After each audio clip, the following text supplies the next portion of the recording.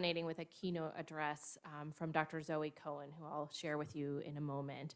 I know that many of you have been supportive of the Academy of Medical Educators here at the school for a really long time, and so I want to say thank you for that support, especially during what has been a really difficult time to continue to move educational projects forward, right? It's been a difficult time to move lots of things forward, but this week I have been really buoyed by the fact that in spite of all of those challenges, that's exactly what has been happening in a really interprofessional way. I was so excited to hear presentations from our faculty across the campus, from programs in physical therapy, from the nursing school, from our dental colleagues, from faculty in the medical school, and also from a number of students as well. It really made me feel extremely proud of what's happening here at the University of Colorado, even more so in the context of everything that's been happening in the world. And so that, I think, is a perfect way to talk about the bittersweet moment that we're at here, where we're celebrating both the life of Dr. J.J. Cohen and the legacy he left us, but also missing him in a really important way because of how much this new curriculum that we've launched in the MD program meant to him. I'm going to save that for later this evening and instead move on to introducing our keynote speaker for this week, Dr. Zoe Cohen, who is an associate professor of physiology and medical sciences in the College of Medicine, Tucson at the University of Arizona. She teaches undergraduate, graduate, and medical students and was awarded the 5-Star Teaching Award, the only student-nominated award at the University of Arizona. Her love of teaching she comes by it naturally, we'll just say, modeling much after the teaching style of her father, Dr. J.J. Cohen. So from student to teacher to student, Dr. Cohen is going to share with us her expertise around active learning, something that we value incredibly here. Thanks so much for your attention today.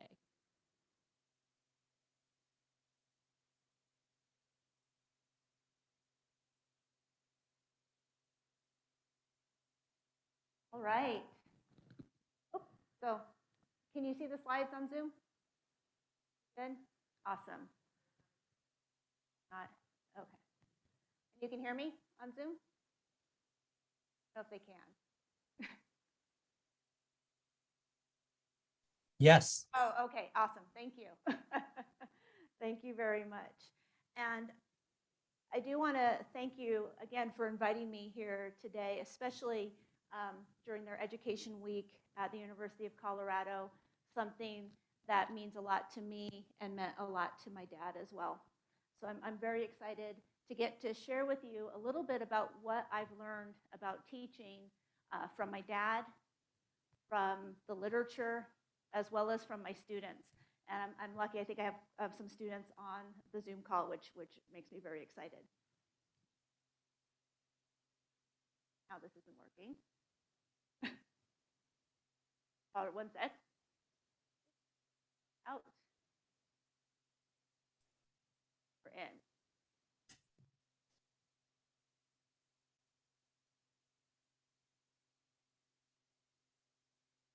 First rule of education is that you go with the flow if things don't actually work. There we go. Awesome. It always works at some point. That's the other take-home message. Oh, we're out again. That's right. That's right. It's a quick room change as well as it's always technical. There we go. Perfect. Thank you so much. All right. So I wanted to start with this quote that I actually think is it might sound a little odd in an education talk, but I really believe it has a lot to say about education. So Maya Angelou said, "I've learned that people will forget what you said, people will forget what you did, but people will never forget how you made them feel." And this quote really has sort of two messages to me. The first, it reminds me of my dad. I look around this room, I see people who he taught, I see people who he mentored, I see friends and family. And you might remember some facts that he's taught you over the years, but what do you really remember? You remember the passion. You remember the excitement he had for any topic that he wanted to talk about. And that, to me, is what makes a great teacher. So that's really sort of my second point about this quote, is to me, a teacher isn't a person who just shares information, right? Anyone can look up information. We all have a phone in our pockets now. What you need is somebody to impart passion, to impart that excitement about a topic that makes you then want to go on and learn the facts and spend the time learning the information. So to me, that's the major goal of a teacher. So I found the Webster's definition of what a teacher is, right? It's probably the lamest definition I've ever heard. One who teaches, okay, right? And one whose occupation it is to instruct. So that doesn't really tell us anything, right? Again, I don't think a teacher really should be the person standing in front of a group and imparting facts. I think it should be a joint effort between the person who maybe knows a little bit more and the people who are there to learn a little bit more. I found this quote, I thought it was good for a medical school, right? Teaching is the highest art. Before the doctor, there was the teacher, right? And I do that for my medical students who are on the call right now. So never forget me. That's a big point. All right. I was doing some reading, and this thought or this question came up quite often. Are good teachers born or are good teachers made? Right? It's a debate. A lot of people are trying to figure this one out. I'm going to say that maybe people have some innate ability, but I think everybody can learn to be a better teacher. So saying that, I'm going to back up and say, if there was ever a born instructor, there was ever a born teacher, it's going to be this guy here, my dad, right? JJ or John Cohen. He taught me so much, and I'll talk about a little bit about sort of some of the things he taught me on the next slide. But I'm sure I'm not the only person who thinks their parents were their first teachers, right? But I think I lucked out in the teaching game quite a bit. In fact, my first job, the picture over on the left, I was probably, I'm going to guess, maybe 11, and I started working in my dad's lab, washing dishes with boric acid as an 11-year-old. And this was nothing weird for my dad because my dad also started working in a laboratory at around 11 at the Jewish General Hospital in Montreal. So it comes naturally to the family to stick kids in dangerous situations early on. But when I wasn't washing dishes, he'd let me do little experiments in the lab. And it was these little experiments that made me think, I'm going to be an immunologist. Right? I was the kid who everyone else wanted to be a policeman or a doctor. And I would say, can I be an immunologist? And they would say, that doesn't fit in any song. And so I always had to do something else. But I loved immunology, and I loved immunology because of the passion he showed me about immunology. I finally decided to not major in immunology. I majored in physiology, and I minored in immunology. So I'm not 100% a mini-me, although I'm thinking a lot of people might debate that, especially if you've taken my immunology class and his immunology class. And I know this was always a bummer to my mom, right, that I wanted to be an immunologist and never a nurse. And she always was hoping that I would take after her. But like I said, I learned a lot. I learned a lot about the lab, how to interact with people from working in his lab.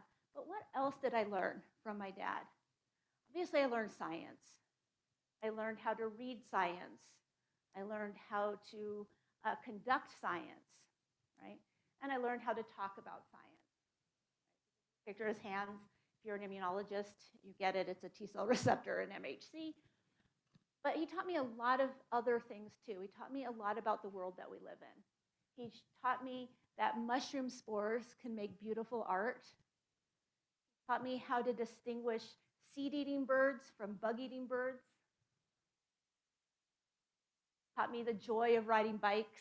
I really liked it, as you can tell from that picture. And of course, he taught me how to teach. So to me, one of the things that I've taken from him is teaching is a passion, and sharing that with others is a passion. It's my passion, just like it was my dad's passion. How do we teach?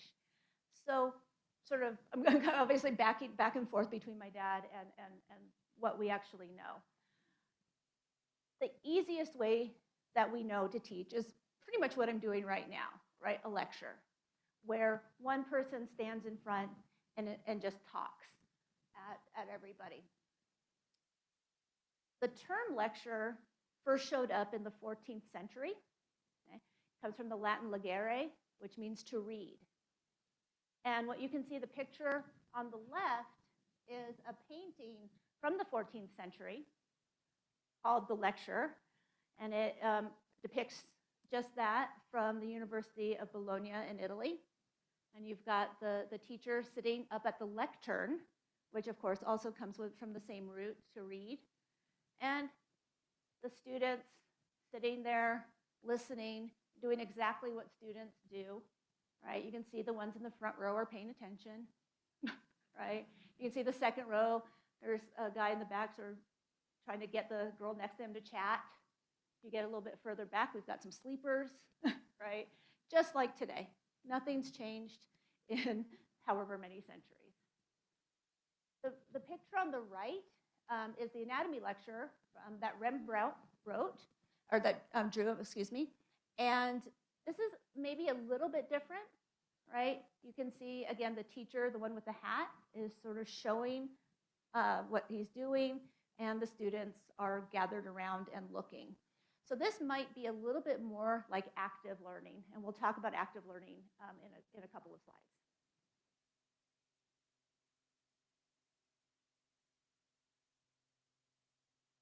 Fortunately for us, and especially those of us who have grown up having lectures given to us, and then the easy part of teaching is just doing exactly what we have been taught our entire lives, is that lectures aren't always the best way to impart information.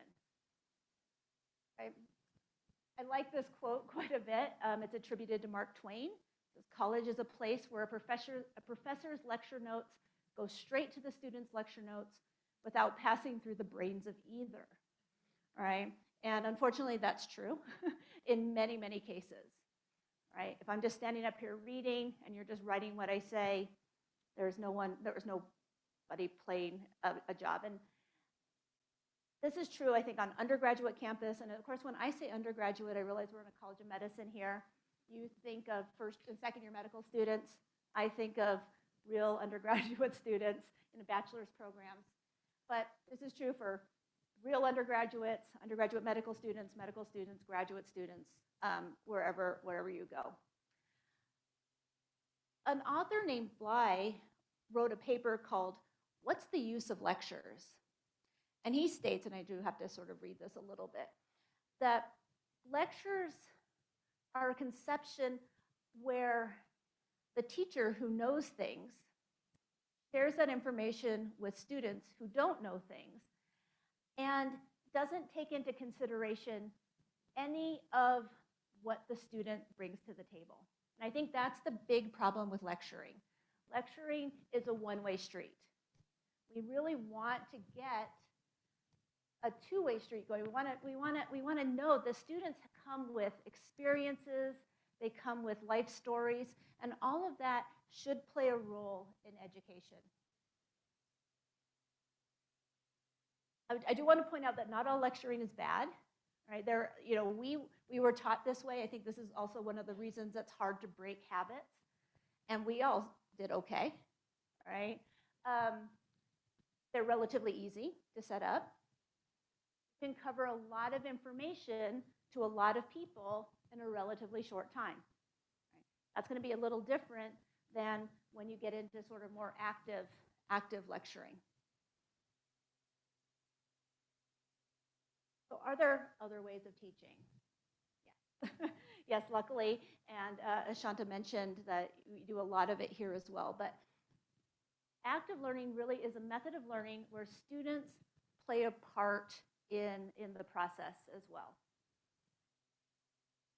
1991, Bonwell and Eisen wrote that when all it needs for it to be active learning is for the students to do something, right? To not just sit there passively and listen.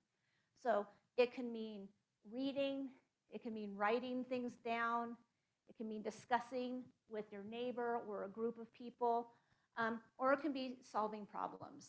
All of those make up active learning.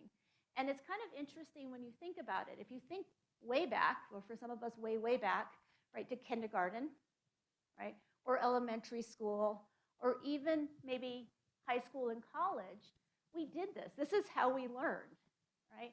And then higher education just sticks you in a room and makes you listen. Okay?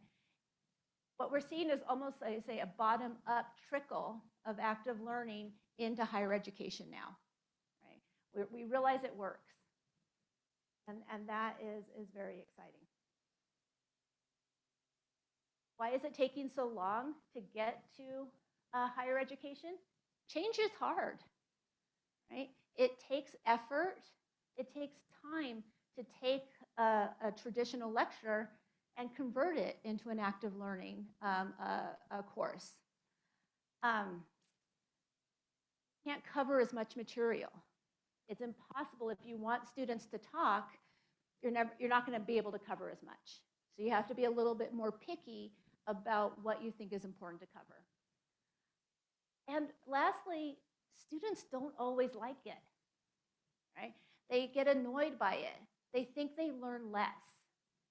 And that's going to be a hard sell, right? Especially if that's what comes out on your evaluations at the end of the semester. So the question is, do students really learn less when they are put into an active learning situation? Logan and his colleagues did a very cool experiment. This was a college physics class.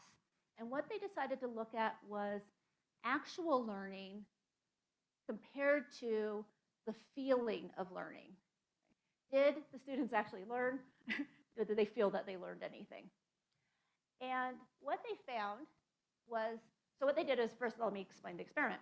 They had two classes, one that had the traditional lecture format, one that had active engagement with the students, covered exactly the same material, right? So that was important for this. And then at the end of the course, they tested them.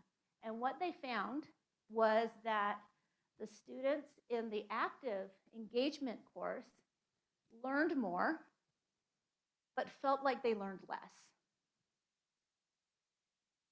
And the authors postulate that the reason for this is that active learning is hard, right? It's hard for the teacher to put together, but it's hard, it should be hard for the student. The student should have to think, should get to a point where maybe they don't know something, right? And that's not a comfortable place to be. And so the students overall didn't like it, and they felt that they learned less, even though they learned more. I saw this study, and I began to think, I kind of want to turn my classes into active learning classes. Then I got a little worried, right? Because if the students hate it, it's going to be a tough sell for me. So I did. I've moved my classes into active learning. I'll show you a picture of one of our rooms in a moment. And what I got back instead was actually pretty good, happy, helpful feedback, right? So I've sort of highlighted a couple of lines in purple for you, right? The students actually really enjoyed working together.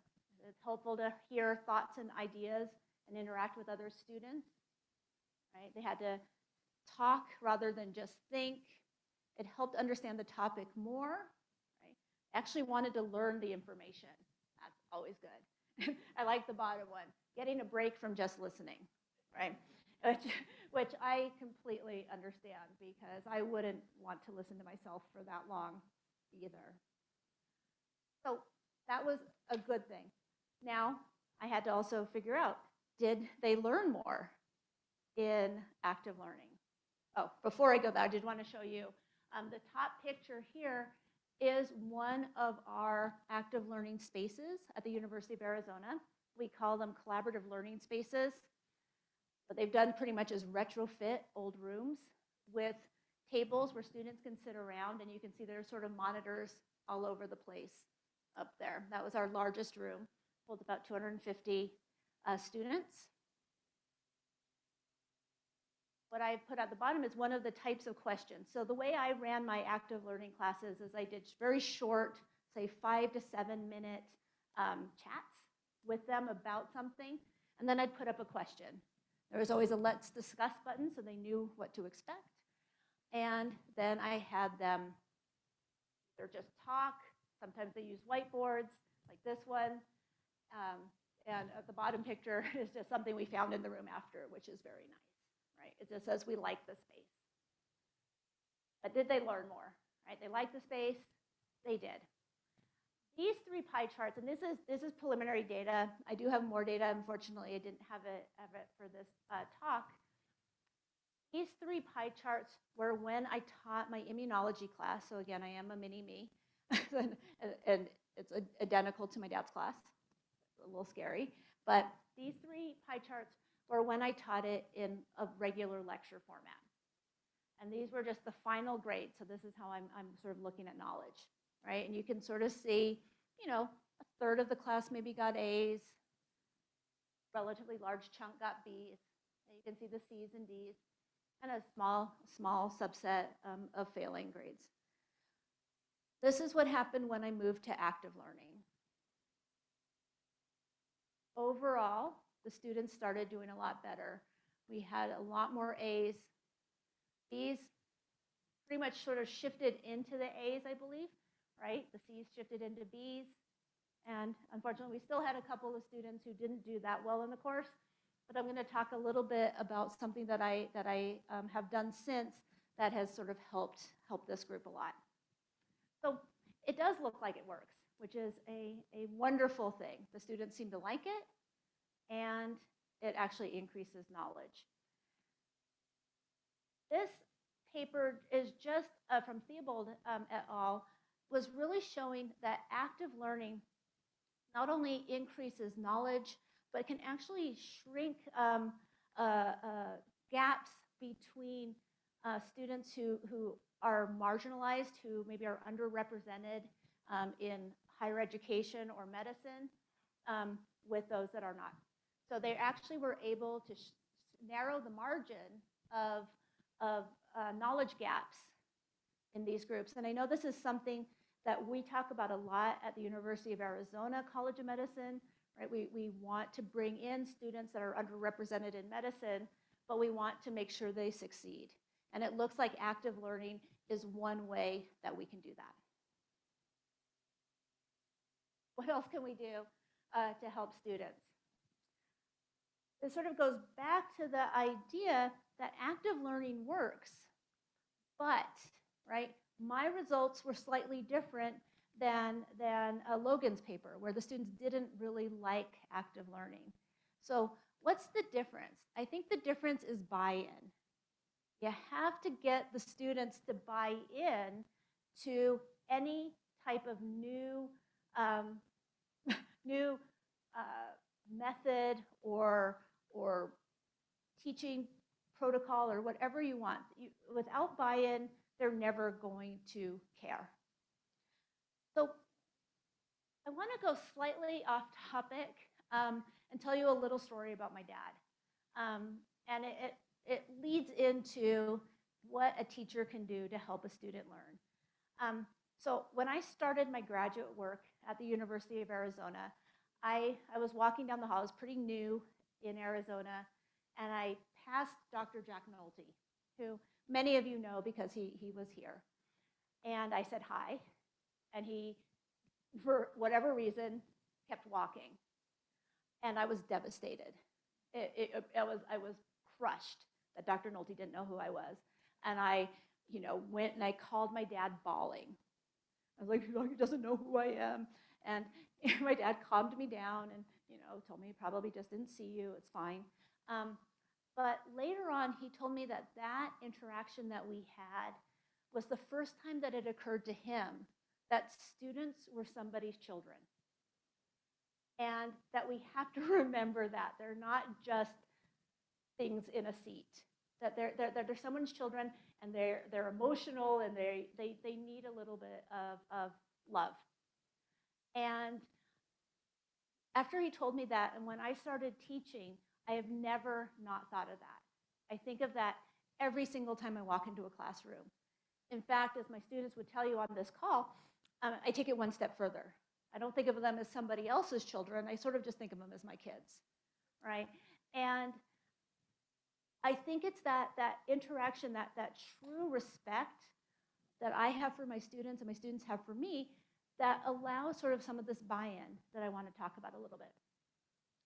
So that's become sort of my area of interest, and my area of happy is to really sort of figure out how to make students want to learn and to feel part of the process. So these are just a couple of small articles that I've written about this. A big one, and this side over here where it says small ways to help students feel noticed. This is when I was talking about buy-in. I don't wait until the first day of class to start, hyping up my students. I start about 3 weeks before class starts. I start sending emails. Excited to meet you. Let me tell you how the course is going to run. Let me tell you why active learning is important, right? All of these things, they start getting excited, I get excited, and we can hit the ground running once class starts. So I think that's a great way to sort of begin to get to know your students. Another thing, and this goes back to that pie chart where I showed you sort of the students in the, say, the D and E range that didn't really move very much. They tend to be the lost students, right? We tend to gravitate towards the students who are asking questions, that are interested, that are smiling, right? All of those. It's the students that aren't doing well, that are sort of sitting in the back and hiding, right? That we don't really interact with that much. So one of the things that I learned was to start sending individualized emails to students who were not doing well, right? Individualized, it was to each their name, but the bulk of the email stayed the same. And it was pretty much just saying, hey, Joey, we noticed you weren't doing so great in class. Now's the time to let's figure out what's going on and let's fix it. And I was petrified when I first did this, because I thought the thing that was going to come back to me was, well, it's because you didn't teach me right? Or because you're making me talk to my classmates that I didn't learn anything, right? What I ended up getting was, thank you so much. Thank you for reaching out. I've never had a teacher do that before. I'm going to try harder. I'm going to come to class. If I'm going to come to class, that would be great, right? I'm going to come to office hours, right? But it really helped. And again, it was a way of making them feel noticed. I find that very, very important.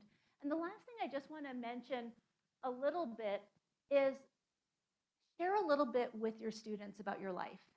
Right? You don't have to go into ridiculous detail, but they want to get to know you. If you break down that barrier of teacher-student, you are going to get so much more out of the whole experience. And so are they. I mean, I would say that as weird as this is going to sound, probably, some of my closest friends on this call are either current or former students, because I feel that we've really made a connection. I'm going to come back to that a little bit also at the very end of this. I did want to just sort of bring up medical education a little bit, because, again, most of my work, although I teach in the medical school, a lot of my work is on the undergraduate campus. But I did want to talk a little bit about active learning in medical schools. And I know Shanta said that this is a big thing here. I know a lot of schools do things such as team learning, where small groups of students talk about a problem or something, and then maybe come back to the whole group, right? So there are ways that medical school is involving team learning. I'm going to suggest, of course, that every class is an opportunity to get some active engagement. Add those questions, get them involved in the topic. If you give them a list of 900 drugs, they're not going to remember that. Give them a class and let them figure out what goes on in that class of drugs. Get them interested in drugs, and then they'll want to learn it.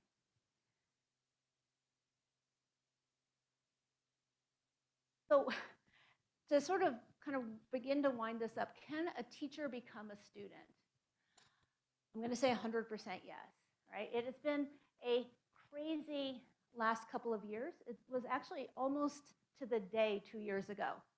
It was our spring break in Arizona, which starts this week, that we all had to start learning new things, right? New tricks.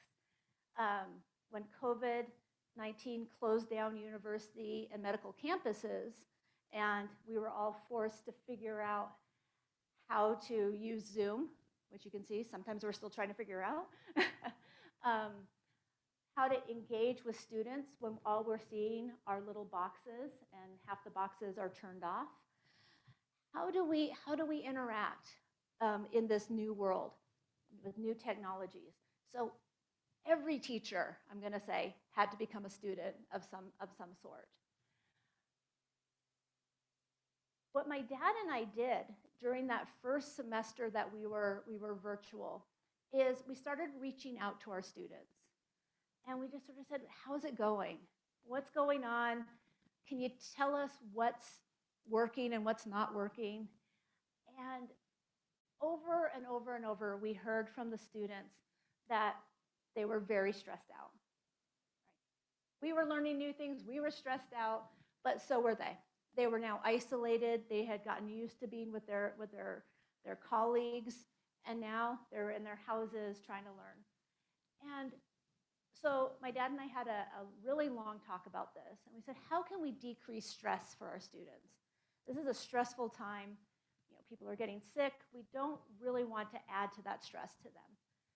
And one big area of stress are exams, right? We know that, and now we're also forcing them to do them online and all of this. So we decided between the two of us that perhaps what we would do is we would get rid of high-stakes exams and move to more frequent but low-stakes exams. So my dad did this in his graduate immunology class. I did this in my undergraduate immunology class as well as my undergraduate cardiovascular class. And I moved from 3 high-stakes exams to 13 weekly low-stakes exams. I called them tests. I thought that was less scary sounding. And this is unbelievably preliminary data. I just pulled it for this talk. But interestingly, when we got rid of the stress of memorizing a lot of material 3 times a semester to learning what we'd covered that week and making sure that there was some redundancy, that they were actually sort of rolling, they were increasing their knowledge each time, what you can see here is there was an increase in knowledge when we moved from the 3 exams to the 13 tests. So kind of cool when you think about it. And then, of course, I had to ask the students what they thought about this. And what I got was, I thought was pretty interesting. They felt that they were able to retain more information. So it wasn't so much, well, I don't have to cover as much on each test. It was, they felt like I had the time to really learn the material because I had to stay up with it. Didn't have to do the cramming at, the day before the big test. So again, I've highlighted a couple of sentences in purple here. It's made me more productive and responsible in regards to studying, retaining the material better. This was not just only 2. I didn't just pull the 2 that liked it. It was pretty much unanimous. And because of this, I'm actually staying with this. Now that we're back in person in Arizona, I'm staying with the weekly tests, and hopefully we'll see this trend continue. I do want to bring it full circle to sort of to finish this up. I hope that if there was anything that you could take away from this talk, it's that teaching should be about passion. It doesn't have to be specifically about facts. That finding a teaching mentor, like I had with my dad, I think will make a world of difference. Look at the teachers that you really liked. Pick up little tidbits and move forward with them, because I think it makes a huge difference. Remember that teaching and students, it's a two-way street. You're going to get a lot from them, and you're going to give them a lot. And I think if you let them a little bit into your life, you will be amazed at the connections you can make.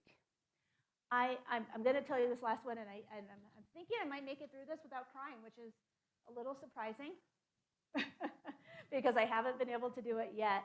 But no, I'm not. Okay, that's all right. When my dad first got sick, we'd just gone back into person in teaching in Arizona, and my students were excited. It had been 2 years since they'd been in a classroom. They all came back into the classroom. And then I said, well, I'm flying up to Colorado, and you're going to have to now watch videos again. And, good luck. And I kept them involved. I kept them updated with what was going on in my life and going on with my dad. And did they complain once? No. Again, these are all pre-med students.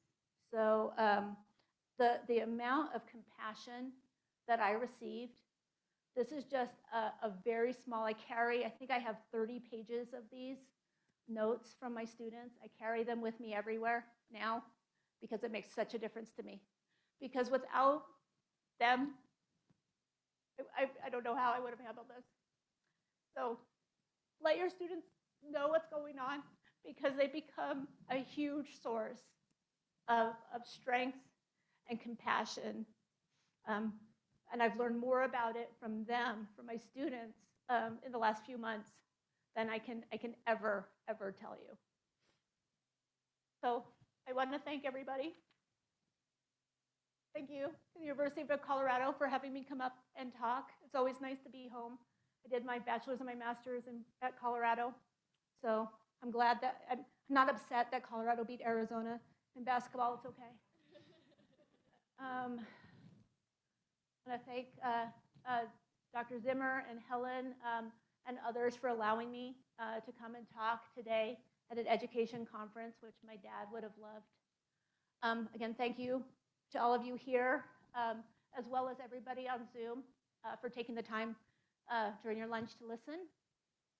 Thanks a lot to my physiology students at the University of Arizona for being a huge pillar of strength to me, supporting me here on Zoom. And of course, thanks to my dad for being my mentor, my biggest cheerleader, and my teacher. And the beauty is that his legacy is going to live on in everyone here. So with that, I thank you.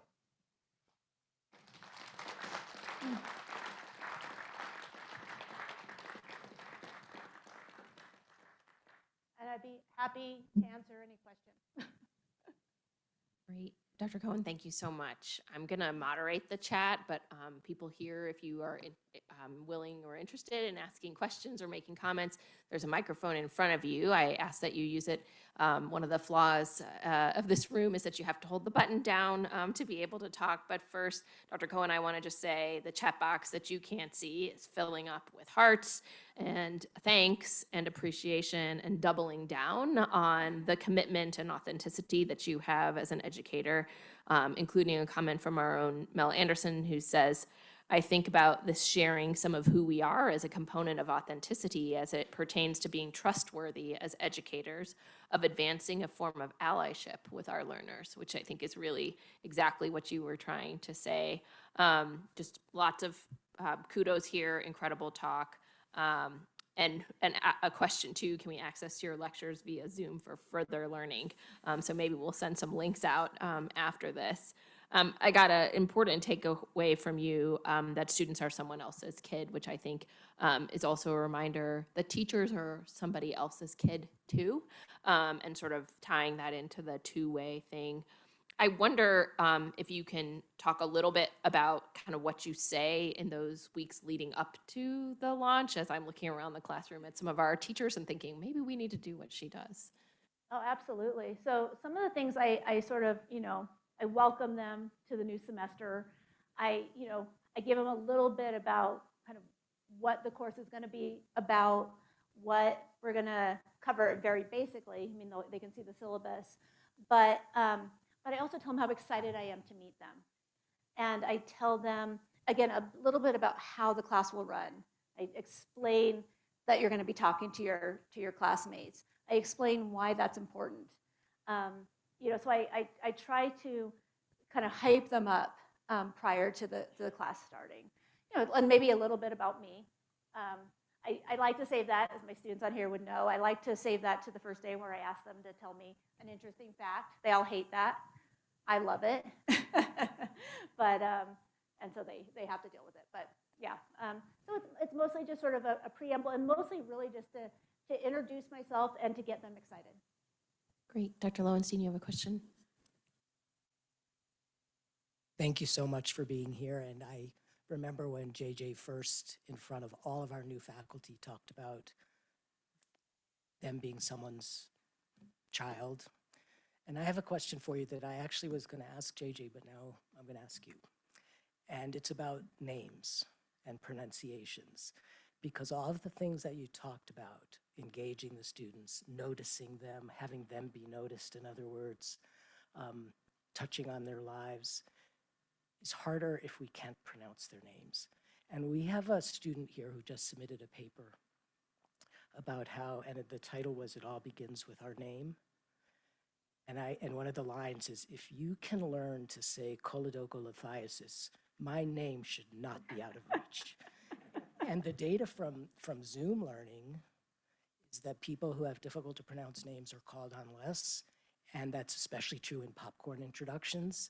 They are left last. So I just wondered if you have ideas for that, and how we can, I guess, get closer to these students, but starting with being able to say their name. Yeah, that's a very, very important point. And I am a little bit famous for butchering people's names. And Zoom actually made it a little easier because you can see their name at the bottom. Now it's much harder back in the classroom. What I found is students don't mind it being asked. So I will ask, and I will make notes to myself. I will phonetically write it out, and then I will practice. And so I'm almost probably the opposite, because those are the names that I actually know in the classroom because I've worked on it. For me, the hard thing now is with at least in Arizona, we're still all wearing masks to teach. And, so I'm trying to do it by eyes, and, but I do take copious notes, and I do try to write that. But I think it's a huge issue, and I can absolutely see, it's the same thing. I would probably call on people who have their cameras on more than I call people who have their cameras off. And we don't want to force people. I mean, there's obviously reasons, pro and con, for cameras, but it is something that I always have to remember. And so I think it's good to always keep that in your head. And I appreciate that, because what you said is I work on it. So it's just something that we can be very intentional about. Yeah, no, I think we have to be, and I think that's a great comment. Thank you. Oh, Kara first, and then sorry. I want to share out what JJ taught me about what you just asked. I don't have very good phonetics, and he told me to ask the students to help me and to be honest with them about where my limitation was, and that I don't have very good auditory memory. And the first time I really did that outside of Colorado was on job interviews at a college with a large group of students from Indigenous backgrounds. And we walked out of that micro class, and the professor was like, I don't understand how you got that to talk. She never talks. And that's sort of JJ coming through, because I had to ask over and over and say, I'm so sorry, like I told you at the beginning, I have good auditory retention, and I can't make phonetic notes because I don't have phonetics. And he told me to just keep asking. And that student then participated in that class within an hour time period. It was a game changer.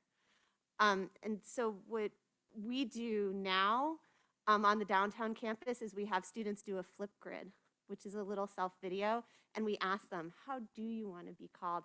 And we tell them, like, we're testing ourselves over that, because that's the idea I took away from going to the next step of what JJ said on how important it is. But there also is data out there on that change. So, you know, he led the way, always. Yeah. Loretta? Thank you so much for sharing. I was wondering if you might be able to tell us a little bit about, before he came to the US, did he have any fantastic mentors that also had an impact on his teaching? Because he sure was amazing. I'm going to say, yeah, absolutely. I mean, he had a lot of mentors. And actually, some of my students on here know, because last January, he talked, the beauty of Zoom was to be able to have my dad come and be the guest at our physiology club. So we had 200 students on Zoom with him, and he decided to talk about mentors. And probably the mentor that meant the most to him over the years was Marty Hoffman, who was a physician at the Royal Vic in Montreal. And my dad bent over backwards to be able to stay with him throughout medical school and his internship. He did everything, and he said it was just, an unbelievable, the man was, a genius, but took my dad under his wing. And I guess this is now, I don't want to totally blow my talk for tonight. But I'm going to blow it a tiny bit. Well, maybe you'll have all forgotten by then. But he always said that one of the saddest things in his life was the fact that he was over in England doing a postdoc when Dr. Hoffman passed away. And he wished with all his heart that he had been able to tell him how much he meant to him, how much Dr. Hoffman meant to my dad, that he wished that he'd been able to tell him that he loved him. And he said at the time he probably wasn't mature enough to do that. But later on, he went to a reunion, and some other people were there, and he was telling that story, and he said, I really wish I'd been able to tell, Marty Hoffman that I loved him. And this person he was talking to said, I think you just did. So I think Marty Hoffman, the kind of fun thing for me is once I started doing a lot of teaching, we sort of became co-mentors. We were sort of back and forth. He always talks about me as being one of his mentors in teaching. And of course, he was my mentor in teaching. And so it was sort of a fun connection that we had.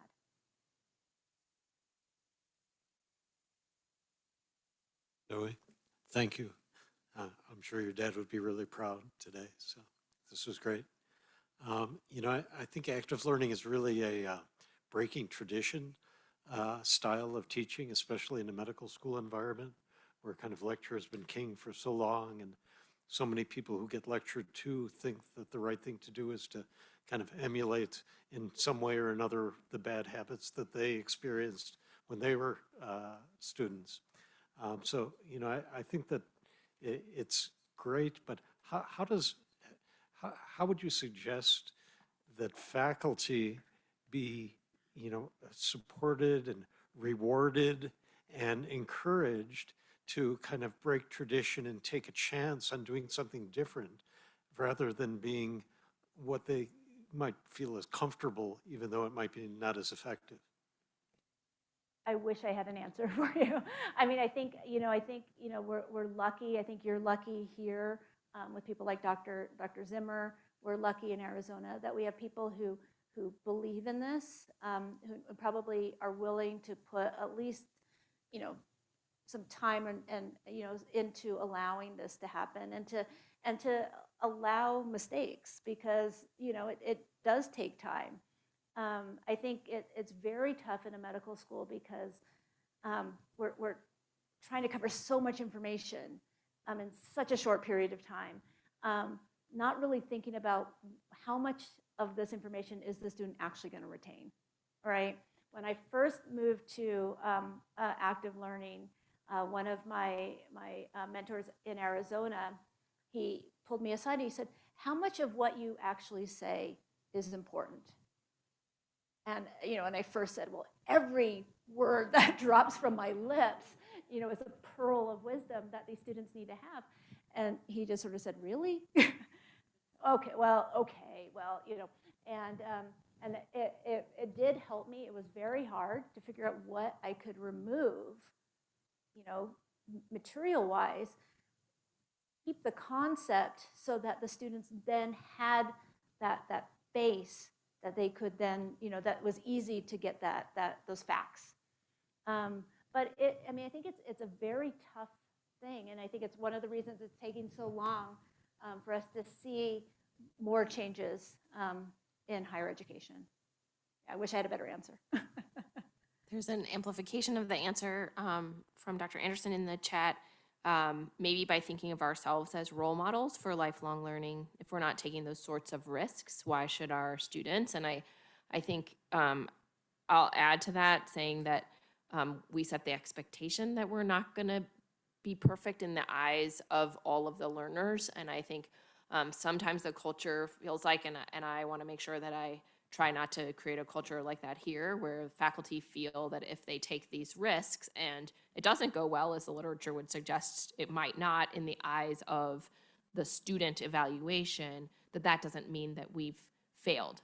That actually rewarding the risk, even if it means that the student evaluations are not going to be perfect, in the same way we try to tell the students that when we learn new things, we don't always remember them in exactly the same way. And I think your themes of this being a two-way street and sharing some of the authenticity really speaks to how we could take risks like this that might not be perfect, but that would move the needle forward.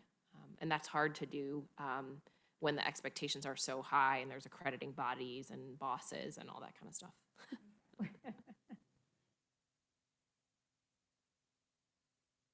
Go. You have to hold it, I think. Thank you. Thank you. So I have a question. What do you think about the tendency that's happening now with podcasts, webcasts, to spread knowledge? I think I'm speaking because there are many medical professionals or researchers who want to spread their knowledge, and many times within their own institutions, they have a lot of difficulties to teach, whether there's no time, no space, or just they don't care. What do you think about this tendency? That's a loaded question. I love the idea.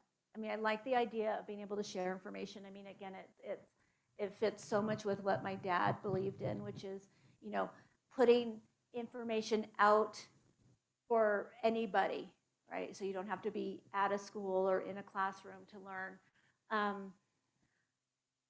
think there can be issues because, again, it's not, vetted as easily. And so there are very often misleading, things out there. And I think that can lead to issues, and it can lead to issues probably for a person who's doing that through their institution. So it's tough. I also do like the fact that, again, we don't have the time. We don't have the time in our classrooms to cover everything, and there's new things that come out and you want to share. I wish I had a better answer. I like it and I don't like it, I guess, is all I can come down to. But I think it's great to be able to share information. I read your Twitter, so I'm on your Twitter page.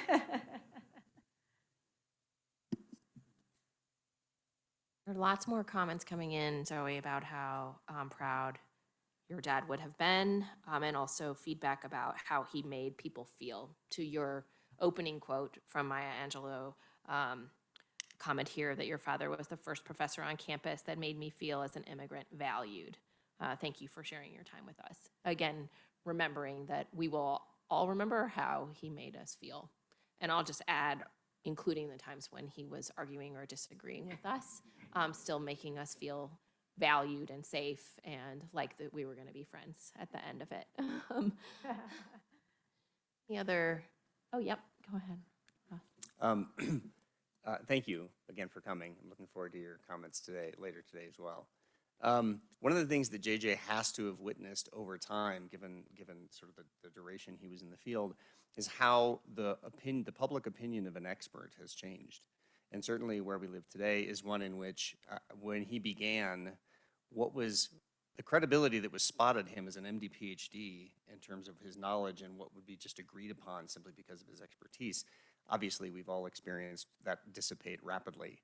And so your thoughts on his response to that, and then any response you have in terms of maintaining our credibility to an incredibly skeptical public without just telling him to go F off, and because it's not an unreasonable impulse, and yet obviously it's not our better angels. So Right. No, that's a great point. Yeah. I mean, things have changed so much. Obviously, my dad was here at the University of Colorado for over 50 years, and I mean, technology. Obviously, I mean, I can still remember the first computer, in the lab that took forever, and so sharing information again. Yeah. I think one of the big problems, truthfully, are sort of the open access. A lot of the journals, people can get things published. I think it was one of the big problems that we had with the pandemic. Things were getting published before they were actually reviewed, and I think that's published and then retracted. That sort of wave that we've gotten involved in now that has really diminished our credibility of what we know. I'm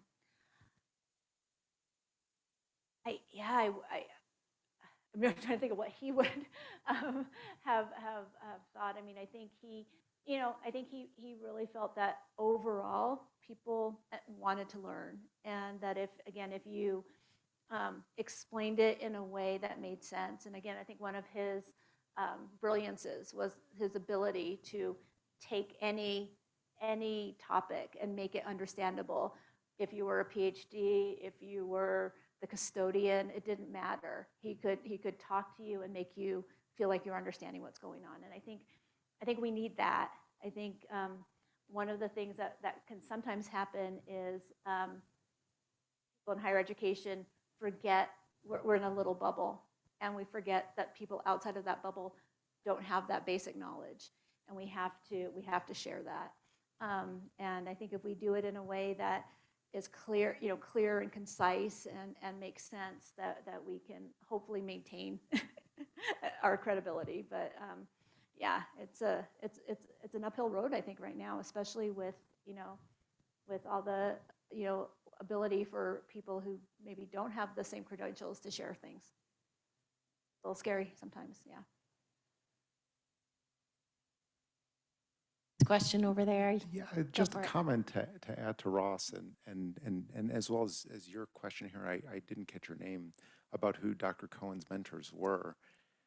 But one of the first things that I did when in the era of social media and being in the corporate world was, one way that I can remember him is going on LinkedIn, and that's where you find that he has been, in this teaching span and discovery span for 50 years. And I think, over 50 years ago, and you look at his education at McGill, he took Psych 101 with Donald Hebb and neuroanatomy from Wilder Penfeld, who was the individual expert who mapped the functional regions of the brain. And so now in what I do in my world of pharma development and oncology in corporate America, when they come and ask me my credentials and are often challenging this, I simply tell them I was taught immunology by J.J. Cohen. And so when we're talking about apoptosis, as we are in BRAF fusion mutations in my new role with a pediatric oncology company in South San Francisco, that's enough to get credibility, at least in our world. Yeah, I have to say, I was able to get my minor in immunology because I took my dad's class here with the medical students, so. Really a perfect way to end. Thank you so much. Zoe, I wanted to tell you one last thing, which is that I did get to tell him that I loved him and that the students here at CU School of Medicine, many of them are doctors and faculty members or current students now, also loved him very much. And I just wanted to thank you for sharing your wisdom, but also for allowing us to honor him and reflect today. One more round of applause. There were 200 people here today.